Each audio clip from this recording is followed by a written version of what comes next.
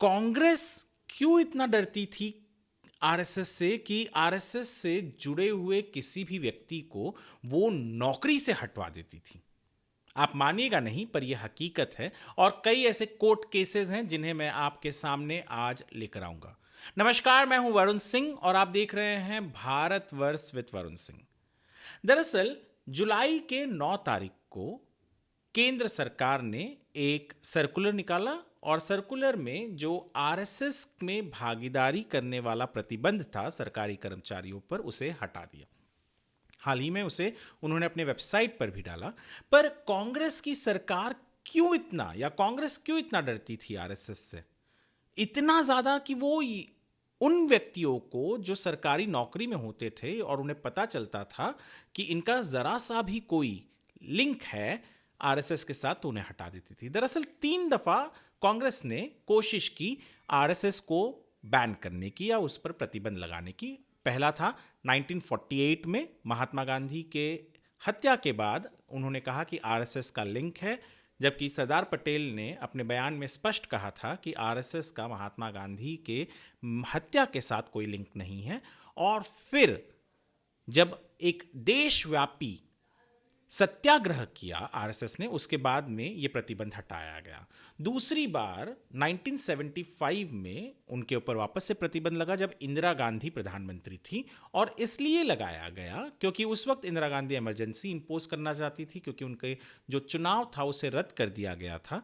और उसके बाद उन्होंने जितने भी सामाजिक और राजनीतिक संगठन थे उनके ऊपर एक बैन लगा दिया था, जिसमें से आरएसएस भी था। 1977 में जब इंदिरा गांधी चुनाव हारी, उसके बाद यानी इमरजेंसी हटने के बाद ये बैन हटा था। तीसरी दफा 6 दिसंबर 1992 में जब अयोध्या में बाबरी मस्जिद को ढाया गया, तब उसके बाद भी आरएसएस के ऊपर प्रतिबंध लगाया गया था, कहकर कि आरएसएस उसमें सम्मिलित है।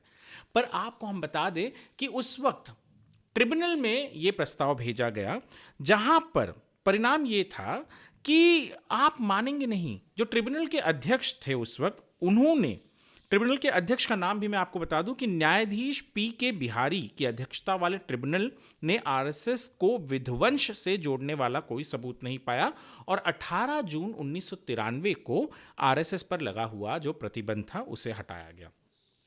मैंने आपको पहले कहा कि हम बात करेंगे 3 ऐसे केसेस की जहां पर आरएसएस से जुड़े होने के आरोप पर कांग्रेस के भिन्न भिन्न राज्यों की सरकारों ने लोगों को नौकरी से हटा दिया था, पर हर बार कोर्ट से उन सरकारों को फटकार लगी। सबसे पहला केस हम पढ़ेंगे वो है रमाशंकर रघुवंशी मामला। दरअसल भारत के सर्वोच्च न्यायालय में एक विशेष अनुमति याचिका सिविल संख्या 4679/1980 यानी वर्ष 1980 में वादी थे रमाशंकर रघुवंशी और प्रतिवादी थी मध्य प्रदेश सरकार। 1980 में दरअसल हुआ यह था कि रघुवंशी जो एक सरकारी स्कूल में शिक्षक थे, उनकी सेवाओं को बर्खास्त कर दिया गया था, उन्हें निकाल दिया गया था ये कहकर कि आप आरएसएस से जुड़े हुए हैं। जब वो कोर्ट में पहुंचे तो सर्वोच्च न्यायालय ने मध्य प्रदेश सरकार की अपील को खारिज कर दिया। कोर्ट ने कहा कि आरएसएस या जनसंघ जैसी संगठनें उपद्रवी गतिविधियों में संलिप्त नहीं हैं और इन संगठनों की सदस्यता सरकारी पदों के लिए अयोग्यता का कारण नहीं बनती। कोर्ट ने संघ की स्वतंत्रता के अधिकार पर जोर दिया और कहा कि सभी को अपने विचार और मान्यताओं को व्यक्त करने का अधिकार है। दूसरा केस है रंगनाथाचार्य अग्निहोत्री मामला। ये कर्नाटक उच्च न्यायालय यानी बेंगलोर का केस है। 1966 में ये केस हुआ था, जिसका रिट संख्या है 588/1966। इसमें जो वादी हैं वो रंगनाथाचार्य अग्निहोत्री हैं और जो प्रतिवादी हैं वो कर्नाटक सरकार है। दरअसल रंगनाथाचार्य जो हैं वो एक मुंशिफ की तरह अपॉइंट किए गए थे, यानी न्यायिक अधिकारी, और सरकार ने कहा कि भैया जब बैकग्राउंड चेक किया तो ये आरएसएस से मिले हुए हैं या आरएसएस में ये जुड़े हुए थे। कर्नाटक कोर्ट ने इनकी अपील, जो सरकार की अपील थी कर्नाटक सरकार की, उसको खारिज कर दी। कहा कि केवल किसी संगठन से जुड़े रहने पे आप किसी को सरकारी नौकरी से बाध नहीं कर सकते। तीसरा महाराष्ट्र का मामला है और ये 1992 का है। दरअसल चिंतामणि मामला इसका नाम है और बंबई उच्च न्यायालय के नागपुर खंडपीठ का है। विशेष सिविल अपील संख्या 22/52 वर्ष 1992, हमने जैसे 1952 का है। इसमें वादी चिंतामणि थे और प्रतिवादी महाराष्ट्र सरकार थी। चिंतामणि जो एक उप डाक घर प्रमुख थे को आरएसएस गतिविधियों के आरोप में सेवा से हटा दिया गया। निर्णय क्या आया? बंबई उच्च न्यायालय के नागपुर खंडपीठ ने चिंतामणि के पक्ष में निर्णय दिया, यह कहते हुए कि आरएसएस को अवैध घोषित नहीं किया गया है और उसके साथ संबंध होने के कारण से सेवा से हटाने का कोई ठोस कारण नहीं है। कोर्ट ने कहा कि सरकार की कार्रवाई अस्पष्ट और अपर्याप्त थी और केवल असंबद्ध संगठनों से संबंध के आधार पर कार्रवाई को उचित नहीं ठहराया जा सकता। दरअसल ये सारी प्रतिबंध जो लगाए गए थे वो मौलिक अधिकारों का भी उल्लंघन करते थे।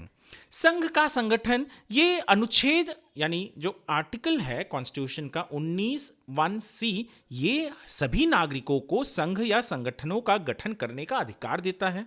इतना ही नहीं, व्यक्तिगत स्वतंत्रता यानी आर्टिकल 19(1)(a) आपको बोलने और अभिव्यक्ति की स्वतंत्रता की गारंटी देता है।